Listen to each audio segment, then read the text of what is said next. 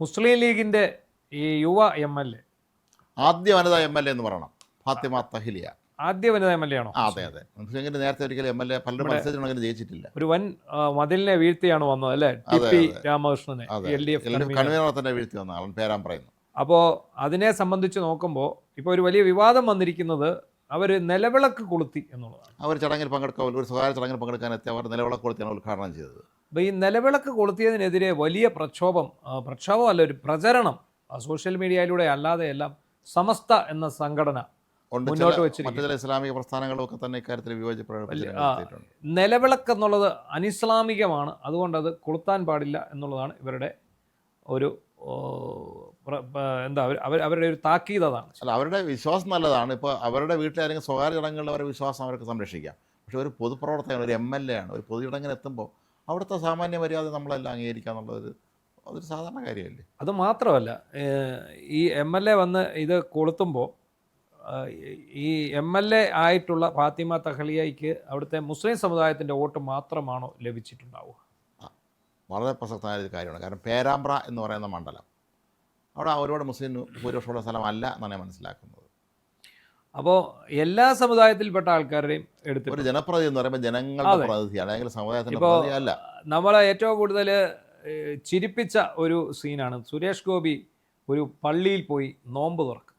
അതെ, ആ നോമ്പ് തുറക്കുമ്പോൾ അദ്ദേഹം ഈ നോമ്പ് കഞ്ഞിയൊക്കെ കുടിക്കുന്നതൊക്കെ കണ്ടിട്ട് ഇവിടെ ഭയങ്കര പക്ഷേ അദ്ദേഹം അവസാനം പറഞ്ഞു ഇങ്ങനെ വേണം ഇത് കഴിക്കാൻ എന്ന് പറഞ്ഞിട്ടാണ് ആ വിവാദത്തിനിടയിൽ അദ്ദേഹം പറയുന്നത്. അപ്പം അദ്ദേഹം ഒരു ക്രിസ്ത്യൻ ചർച്ചിലേക്ക് ചെല്ലുകയാണെങ്കിൽ അദ്ദേഹം അവിടുത്തെ രീതിയിലേക്ക് അങ്ങ് മാറും. അത് സിനിമാക്കാരനായ രാഷ്ട്രീയക്കാരനായതുകൊണ്ട് അതിനകത്തൊരു അല്പം അഭിനയവും കടന്നു. അത് എപ്പോഴും അദ്ദേഹത്തിന് വിട്ടുമാറാൻ പറ്റാത്ത കഥാപാത്രങ്ങൾ അദ്ദേഹത്തെ എപ്പോഴും പിന്തുടരുന്നതാണ്. നമ്മൾ സൂപ്പർലേറ്റീവ് ഡിഗ്രിയിൽപ്പെട്ട ഒരാളാണ് അദ്ദേഹം. അതായത് സാധാരണ രീതിയിലല്ല പുള്ളി, ഏറ്റവും ഗ്രേഡ് കൂടിയ രീതിയിൽ നിൽക്കും. ആ സിനിമ നടൻ അദ്ദേഹത്തിൽ ആവേശിച്ചിരിക്കുകയാണ്. ഈ നടൻ ഇറങ്ങിപ്പോയിട്ട് വേണം അദ്ദേഹത്തിന് തനി രാഷ്ട്രീയക്കാരനായി മാറാൻ, പുറത്തു വരാൻ. പക്ഷെ അത് പുള്ളിക്ക് കഴിയുന്നില്ല. പുള്ളി എങ്ങനെയൊക്കെ നോക്കിയെന്ന് പറഞ്ഞിട്ടും പുള്ളിയിലെ ആ നടൻ, അദ്ദേഹത്തിൻ്റെ അംഗവിക്ഷേപങ്ങൾ, അദ്ദേഹത്തിലെ ഭരത്ചന്ദ്രനൊക്കെ പുള്ളിയിലെ ചിന്താമണി കൊലക്കേസിലെ അഡ്വക്കേറ്റും ഒക്കെ പുള്ളിയുടെ കയ്യിൽ ഇങ്ങനെ നിൽക്കുകയാണ്. അപ്പോൾ എന്താണ്, സുരേഷ് ഗോപി എന്ന് പറയുമ്പോൾ അദ്ദേഹം ഒരു ഹൈന്ദവനാണ്. അതുകൊണ്ട് തന്നെ ഹൈന്ദവ സംസ്കാരത്തിൽ ഇങ്ങനെയുള്ള കുഴപ്പങ്ങളൊന്നും തന്നെ ഇല്ല. അതുകൊണ്ട് തന്നെ അദ്ദേഹം വഴി പള്ളിയിലും പോവും, നോയമ്പ് കഞ്ഞിയും കുടിക്കും, നോമ്പ് തുറക്കും, മുസ്ലിം പള്ളിയിൽ പോകണമെങ്കിൽ അവിടെയും പോവും, ക്രൈസ്തവ ചർച്ചിൽ പോകണമെങ്കിൽ അവിടെയും പോവും, എല്ലായിടത്തും അദ്ദേഹം പോവും. പക്ഷേ ഈ ഫാത്തിമ തഹ്ലിയക്കെതിരെ ഇപ്പോൾ വ്യാപകമായ തോതിലാണ് സോഷ്യൽ മീഡിയയിൽ അവർക്ക് എതിരായിട്ടുള്ള പ്രചരണങ്ങൾ നടക്കുന്നത്. നമുക്ക് ഓർമ്മ വിശാഖന് കുറേ വർഷം മുമ്പ് PK അബ്ദുറബ്ബ് മന്ത്രിയായിരുന്ന സമയത്ത് ഒരു ചടങ്ങിന് അദ്ദേഹം വിളക്ക് കൊളുത്താൻ വിസമ്മതിക്കുമ്പോൾ ചടങ്ങിലുണ്ടായിരുന്ന മമ്മൂട്ടി വിളക്ക് കൊളുത്തുകയും ചെയ്തു. അതെ, അപ്പം മമ്മൂട്ടിയെ സംബന്ധിച്ചിടത്തോളം മമ്മൂട്ടി വിളക്ക് കൊടുത്തായിരുന്ന മമ്മൂട്ടിക്ക് പണി കിട്ടും, ഉറപ്പാണല്ലോ. കാരണം മമ്മൂട്ടി ഒരു ഇടത് പക്ഷക്കാരനാണ്, ഒന്നാമത്തെ കാര്യം. രണ്ട്, കൈരളി ചാനലിൻ്റെ MD ആണ്, ചെയർമാൻ.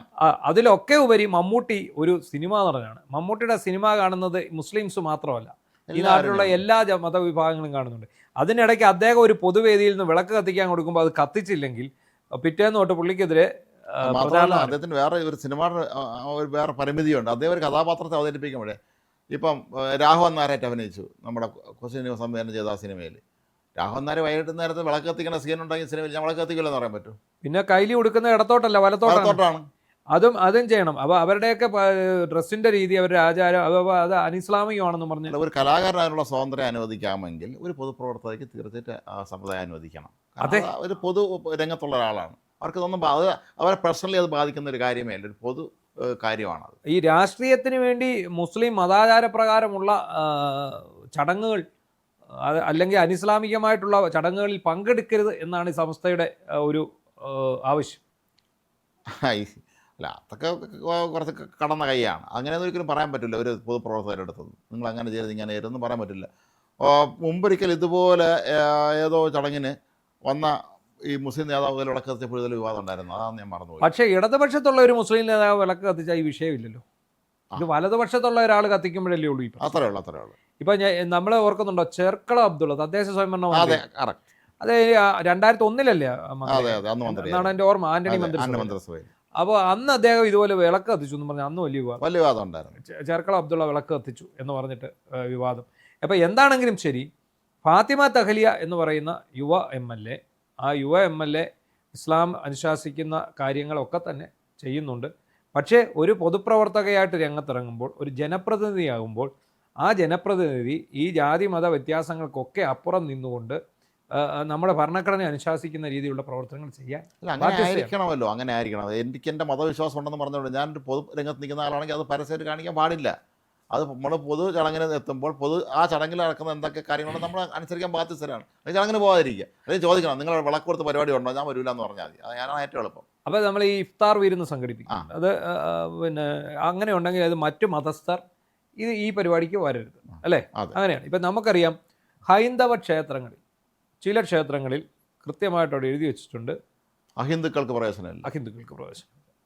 അഹിന്ദുക്കൾക്ക് പ്രവേശനമില്ല എന്നുള്ളത് കൃത്യമായിട്ട് എഴുതി വെച്ചിട്ടുണ്ട്. അങ്ങനെ എഴുതി വെച്ചിട്ടുള്ള സ്ഥലങ്ങളിൽ അഹിന്ദുക്കളെ പ്രവേശിപ്പിക്കാറും ഇല്ല.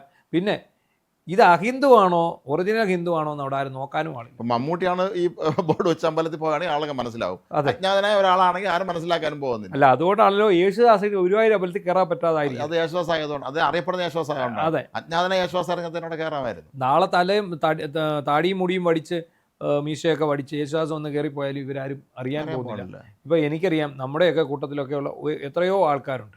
ഈ പത്മനാഭസ്വാമി ക്ഷേത്രത്തിന് മുന്നോട്ട് ഞാൻ എന്നും നടന്നു വരാറുള്ളൂ. അതിൽ എത്രയോ ആളോട് നിൽക്കുന്നുണ്ട്. അവിടെ അമ്പലത്തിൽ കയറാൻ അവരെല്ലാവരും ഏത് ജാതിക്കാരും നമുക്ക് തന്നെ അറിയാം, ആരാണെന്ന് എങ്ങനെ അറിയാം. അല്ല, ഈ ഗുരുവായൂർ അമ്പലത്തിൽ ഏറ്റവും കൂടുതൽ വഴിപാട് നേരുന്നത് അവിടുത്തെ മുസ്ലിം സമുദായത്തിൽപ്പെട്ട ആൾക്കാർ. അതിന് ചുറ്റും ചാവക്കാട്, അതുപോലെ തന്നെ കുന്നംകുളം, ആ ഒരു ഏരിയയിൽ മുസ്ലിം സമുദായം വളരെയധികം ഉണ്ട്. കേച്ചേരി പോലെയുള്ള സ്ഥലം. നമ്മൾ നേരത്തെയും പല ചർച്ചകളും പറഞ്ഞിട്ടുള്ള കാര്യമാണ്, എന്തെങ്കിലും പറയാതിരിക്കാൻ നിർവാഹമില്ല. പ്രേം നസീർ എന്ന കലാകാരൻ നമ്മൾ ഇപ്പോഴും വീണ്ടും ഓർക്കണം. ശാർക്കര ദേവീക്ഷേത്രത്തിലേക്ക് അത് ഒരു ആനയെ നടയിരുത്തിയ ഒന്ന് സങ്കല്പിക്കാൻ പറ്റും. സപ്പോസ് ഇന്നാണ് പ്രേം നസീർ താരമായിരിക്കും, മമ്മൂട്ടി അങ്ങനെ ചെന്ന് അമ്പലത്തിൽ ആന നടക്കിരുത്തിയാൽ ഈ പറഞ്ഞ ഈ വിളക്ക് കത്തിച്ചു എന്ന് പറഞ്ഞ് വെള്ളം വെക്കുന്ന ആളെല്ലാം കൂടെ ഇറങ്ങി എന്തായിരിക്കും?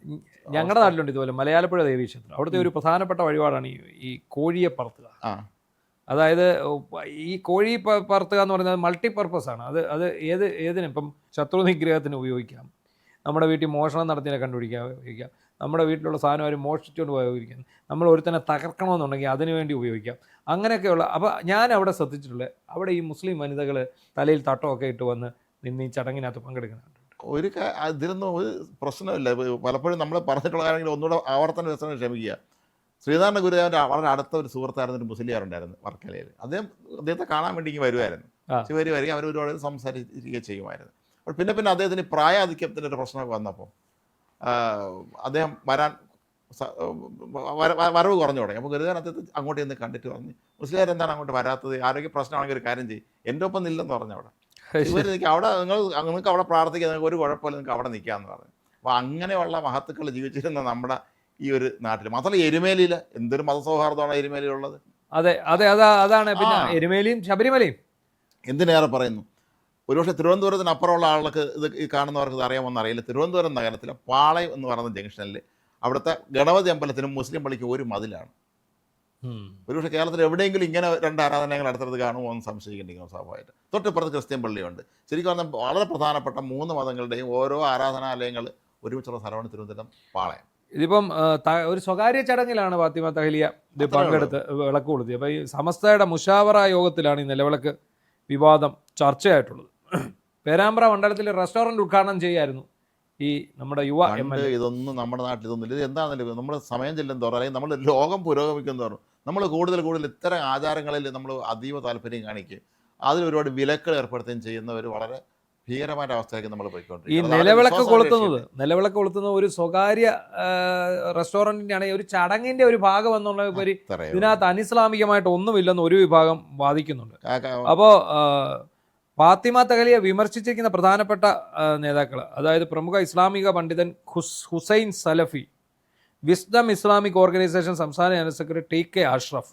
അപ്പോൾ ഇവരാണ് പ്രധാനമായിട്ടും വിമർശനവുമായിട്ട് രംഗത്ത് വന്നിരിക്കുന്നത്. തെരഞ്ഞെടുപ്പ് വിജയങ്ങൾക്ക് രാഷ്ട്രീയ സ്വീകാര്യതയ്ക്കുമായി ക്ഷേത്രങ്ങളിലും പള്ളികളിലും മറ്റു സമുദായങ്ങളുടെ പരിപാടികളിലും സാന്നിധ്യം അറിയിക്കാൻ മുസ്ലിം രാഷ്ട്രീയ നേതാക്കൾ വലിയ സമ്മർദ്ദം നേരിടുന്നുണ്ടെന്നാണ് ഇവരുടെ വാദം. കാരശ്ശേരി മാഷിനെ പോലെയുള്ള നല്ല അറിവൊക്കെ ഉള്ള നമ്മളെല്ലാവരും സമൂഹം ആദരിക്കുന്ന വ്യക്തികളൊക്കെ ഇതിനെ അംഗീകരിച്ചിട്ടുണ്ട്. ഇത് കുഴപ്പമില്ല. അല്ല, അതെ, ഇതിനകത്ത് പിന്നെ വേറൊരാളുണ്ട്, സംസ്ഥാന നേതാവ് അബ്ദുൽ ഹമീദ് ഫൈസി അമ്പലക്കടവ്. അദ്ദേഹവും ഈ MLA പേര് പറയാതെ ഒരു വിമർശനം ഉന്നയിച്ചിട്ടുണ്ട്. എന്നാൽ നമ്മൾ ഈ പറഞ്ഞ പോലെ കാരശ്ശേരി മാഷിനെ നമുക്ക് പിന്നെ അറിയാമല്ലോ. അദ്ദേഹം തഹ്ലിയയ്ക്ക് ശക്തമായി പിന്തുണ നൽകിക്കൊണ്ട് രംഗത്ത് വന്നു. കേരളത്തിൽ സാംസ്കാരിക ഒത്തുചേരലിൻ്റെ വലിയൊരു പാരമ്പര്യം പണ്ട് മുതലുണ്ട്. ഇക്കാര്യത്തിൽ മുൻകാലങ്ങളിൽ മുസ്ലിം ഭവനങ്ങളിൽ ഉൾപ്പെടെ ഈ വിളക്ക് കൊളുത്തിയിരുന്നു. അങ്ങനെയുള്ള ഒരു ചടങ്ങിനകത്ത് ഒരു വിളക്ക് കൊളുത്തുന്നത് തെറ്റായിട്ട് എങ്ങും പറയുന്നില്ല. ഇപ്പം കൊടുങ്ങല്ലൂർ ചേരമാൻ പെരുമാളിൻ്റെ പള്ളിയിൽ ഇത് വിളക്ക് കൊളുത്തുന്നതായിട്ട് പറയുന്നുണ്ട്. അപ്പോൾ കോഴിക്കോട്ടെ മതപണ്ഡിതനായ ബഷീർ പട്ടേൽ താഴം അവർ പറയുന്നത് എന്താണ്, ഇത്തരം പ്രതീകാത്മക കാര്യങ്ങളെ വീണ്ടും രാഷ്ട്രീയ മതതർക്കങ്ങളാക്കി മാറ്റാനാണെന്ന് എം.എൻ. കാരശ്ശേരി കുറ്റപ്പെടുത്തുന്നുണ്ട്. അതുപോലെ കോഴിക്കോട്ടെ ഇടിയങ്ങര ശൈഖ് മസ്ജിദ് പോലുള്ള സ്ഥാപനങ്ങളിൽ തലമുറകളായി വിളക്ക് തെളിയിക്കുന്ന പാരമ്പര്യം ഉണ്ടെന്നും ചൂണ്ടിക്കാണിക്കുന്നുണ്ട്. അപ്പോൾ ഇതിനിടയ്ക്ക് എന്തുകൊണ്ടാണ് ഇത്തരം ഒരു നിസ്സാരമായപ്പെട്ട കാര്യം, അതായത് ഒന്നാമതേ ഈ മുസ്ലിം ലീഗിന് ഇത്രയും സീറ്റ് കിട്ടുകയും UDF സർക്കാർ ഈ മൃഗീയ ഭൂരിപക്ഷത്തെ അധികാരത്തിൽ വരികയും ചെയ്ത സമയത്ത് മുസ്ലിങ്ങളായിരിക്കും ഇവിടെ ഭരിക്കുക, മലപ്പുറത്ത് നിന്നായിരിക്കും ഭരണം നിയന്ത്രിക്കുക എന്നൊരു പേരുദോഷം ഉണ്ടായിരിക്കുന്ന ഒരു സാഹചര്യം പ്രചരിപ്പിക്കുന്ന അതേ സമയത്ത് ഇങ്ങനത്തെ അനാവശ്യ വിവാദങ്ങൾ, അത് സമസ്ത പോലുള്ള സംഘടനകൾ ഇത്തരം കാര്യങ്ങളിൽ വിവാദം കണ്ടെടുത്താൻ ശ്രമിക്കുകയും എന്നിട്ട് ഇവരൊക്കെ മതേതരത്തിൻ്റെ പ്രതീകങ്ങളായി നിലകൊള്ളുകയും ചെയ്യുന്നത് കാണുമ്പോഴാണ് നമുക്ക് തോന്നുന്നത് എന്ത് ആവശ്യത്തിനാണ് ഇപ്പോൾ ഈ MLA എന്ന് പറയുന്നത് എല്ലാവരുടെയും കൂടിയാണ്. മുസ്ലിം സമുദായത്തിനായിട്ട് മാത്രമായിട്ട് ഇവിടെ MLA ഇല്ല, അങ്ങനെ മുസ്ലിങ്ങൾക്ക് മാത്രമായിട്ട് സെപ്പറേറ്റ് ഇലക്ട്രേറ്റ് നമ്മുടെ നാട്ടിലില്ല. അപ്പോൾ ആ ഒരു സാഹചര്യത്തിൽ എന്താണ് സംഭവിക്കുക? അവർ എങ്ങനെയാണോ അവർ തിരഞ്ഞെടുക്കപ്പെട്ടത്, അവർ ജനപ്രതിനിധിയാണ്. ആ ജനപ്രതിനിധി എല്ലായിടത്തും പങ്കെടുക്കുക, എല്ലാ ചടങ്ങുകൾക്കും പോകേണ്ടി വരും. അവർ ആ ചടങ്ങുകൾ എന്താണ് നടക്കുന്നത് അതിനനുസരിച്ച് ചെയ്യുക, അത്രയേ ഉള്ളൂ. അപ്പോൾ ഇതൊരു അനാവശ്യമായ വിവാദമാണ്. ഇത്തരം വിവാദങ്ങൾ കൂടുതലായി ഇടതുപക്ഷം ഉപയോഗിക്കപ്പെടും. പക്ഷേ ഇപ്പം തകർന്ന് തരിപ്പണമായി നിൽക്കുന്നതുകൊണ്ടാണ്, അല്ലെ എപ്പോഴും ഇതുമായിട്ട് ബഹളമായിട്ട് വരും. എന്നാലും സമയമുണ്ട്, അവർക്ക് ഇനി സമയമുണ്ട്. അവരെ മറ്റുള്ള കക്ഷികളെ കൊണ്ട് ഇത് പറയിപ്പിക്കും. അതാണ്. എന്താണെങ്കിലും ഫാത്തിമ തഹ്‌ലീഗയ്ക്ക് പിന്തുണ അർപ്പിച്ചുകൊണ്ടാണ് നമ്മുടെ ഏറ്റവും കൂടുതൽ ആൾക്കാർ സോഷ്യൽ മീഡിയയിൽ രംഗത്തെത്തിയിരിക്കുന്നത്.